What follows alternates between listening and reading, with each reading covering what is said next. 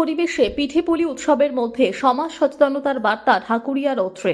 সমাজসেবা এগিয়ে ঢাকুরিয়া ওত্রি সোসাইটি কলকাতার হালতু এলাকায় অবস্থিত ঢাকুরিয়া ওত্রি সোসাইটি একটি অলাভজনক সংস্থা, যা অসংগঠিত ক্ষেত্রের শ্রমজীবী মহিলা, শিশু ও আর্থিকভাবে পিছিয়ে পড়া মানুষের উন্নয়নে কাজ করছে। দক্ষিণ 24 পরগনার ক্যানিং মহকুমার গৌরদহ সংলগ্ন পশ্চিম নারায়ণপুরে একটি নন ফর্মাল এডুকেশন সেন্টার পরিচালনার পাশাপাশি আরও কয়েকটি কেন্দ্রে সহযোগিতা করে সংস্থাটি। সেখানে বই খাতা, টিফিন, কম্পিউটার শিক্ষা ও চারুকলার প্রাথমিক প্রশিক্ষণ দেওয়া হয়। স্বাস্থ্যক্ষেত্রে নিয়মিত স্বাস্থ্য পরীক্ষা ও রক্তদান শিবির আয়োজন করা হয়। কারিগরি শিক্ষার মাধ্যমে টেলারিং, বেডসাইড অ্যাটেন্ডেন্ট ও অন্যান্য উপার্জনমূলক প্রশিক্ষণ দিয়ে নারী পুরুষদের স্বনির্ভর করা হচ্ছে। কৃষিক্ষেত্রে দেশীয় বীজ, নার্সারি, নোনা জমিতে চাষ ও ভার্মি কম্পোস্ট তৈরির প্রশিক্ষণ দেওয়া হচ্ছে। আধুনিক পদ্ধতিতে মাছ চাষের উদ্যোগও সফল হয়েছে। আগামী দিনে মেধাবী ও আর্থিকভাবে পিছিয়ে পড়া ছাত্রছাত্রীদের জন্য ছাত্রাবাস নির্মাণই সংস্থার অন্যতম লক্ষ্য।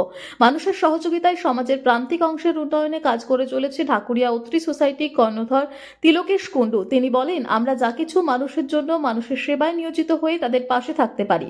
আগামী দিনে লক্ষ্য প্রান্তিক অঞ্চলে ইচ্ছুক মেধাবী ছাত্রদের শহরের উপকণ্ঠে কোথাও রেখে তাদের পছন্দ মতো প্রশিক্ষণের সুযোগ করে দেওয়া।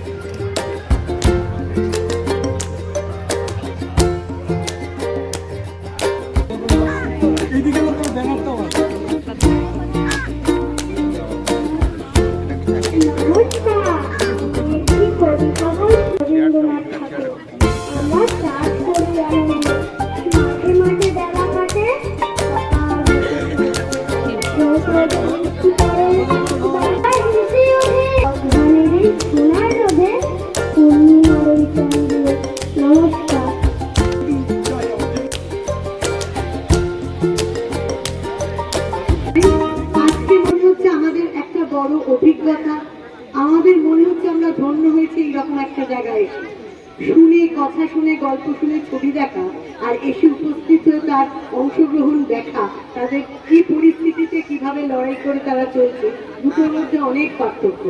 আমরা যারা আজকে এলাম শহর থেকে, তারা যেন প্রত্যেকে তাদের অভিজ্ঞতাটা ভাগ করে নিতে পারি, যাতে পরের বার আরো বেশি সংখ্যক লোক এখানে উপস্থিত হয়, এই সংগঠনকে আরো সমৃদ্ধ করার জন্য তারা চেষ্টা করে। যারা এখানকার মায়েরা আছেন তাদের আন্তরিকভাবে বলি, তাদের কন্যা সন্তানকে শুধু কন্যা নয়, মানুষ বলে গড়ে তুলুন। নিজে যা পারেননি সেটা তাদের মধ্যে দিয়ে পূরণ করার জন্য আপনি প্রথম সাহায্য করুন।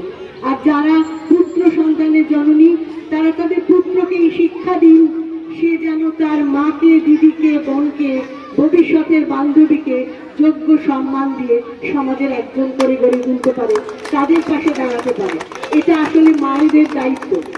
সবসময় বলা হয় কন্যা সন্তানের জননীদের নাম ঢাকুরিয়া অত্রি সোসাইটি, রেজিস্ট্রেশন 2007-8।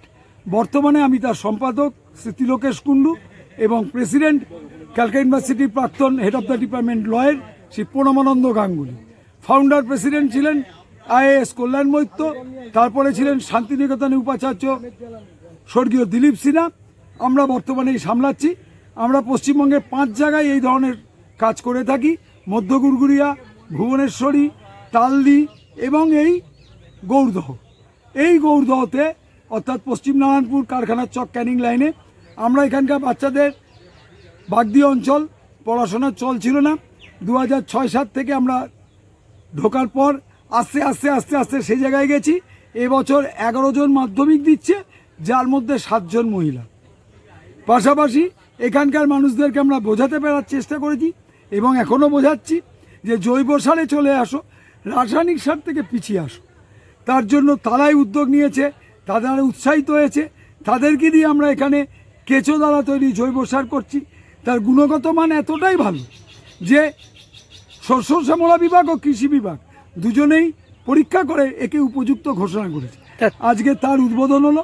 আর এই শীতকে বিদায় জানিয়ে বসন্তকে আসার এই সন্ধিক্ষণে গ্রামের মেয়েরা একটু ফাঁকা থাকে, তাদেরকে নিয়ে একটু আনন্দ অনুষ্ঠান, যেটা কিনা পিঠেপুলি উৎসব বলি। এবং এখানে যা যা পিঠেপুলি এক্সিবিট হয়েছে সেগুলো সব স্বাস্থ্যসম্মত এবং বিজ্ঞানসম্মত এবং ডেকোরেটিভ। আপনারা ছবিগুলো দেখবেন, দেখলেই বুঝতে পারবেন। বিশিষ্ট ব্যক্তিদের দিয়ে সেগুলো আমরা পরীক্ষা করিয়ে তাদেরকে পুরস্কার দিই। পাশাপাশি গ্রামের মেয়ে বউদের যে আমাদের বয়স্ক শিক্ষা কেন্দ্র আছে, সেখানকার মেয়েরা এদিকে গান গেয়েছে, বউয়েরা কবিতা বলেছে, বাচ্চারা নাচ করেছে, ছোট পথনাটিকা মতন করেছে। আর এদেরকে আরেকটু স্বনির্ভর করার জন্য নার্সারি ও মাছ প্রতিপালন আধুনিক উপায়ে বেশি বৃদ্ধি পায়, সেদিকেও আমরা নজর দিয়েছি, সেটাও আমরা করার চেষ্টা করি। আমাদের কিছু প্রাকৃতিক বিপর্যয় কিছু কিছু সময় ক্ষতি হয়, যেমন বর্তমানে আমাদের মুরগির খামারটা পুরো ভেঙে গেছে, ঘরও বেশ ড্যামেজ হয়েছে। আমরা আশা রাখি আপনারা প্রত্যেকেই এগিয়ে আসবেন এই ব্যাপারে এবং আমাদেরকে কিছুটা সহযোগিতা করে, বুদ্ধি দিয়ে হোক, ক্যাশ হোক, কাইন্ড হোক, যেভাবেই হোক, দিয়ে আপনাদের ভালোবাসা দিয়ে, আপনাদের উৎসাহ দিয়ে আমরা এই রিপেয়ারিং করে নিতে পারবো এবং আগামী দিনে আরও সচ্ছলভাবে সহজভাবে এগিয়ে যেতে পারবো, আগামী প্রজন্মের কাছে সুস্থ সবল সুন্দর সমাজ তুলে দেওয়ার চেষ্টায়। Thank you.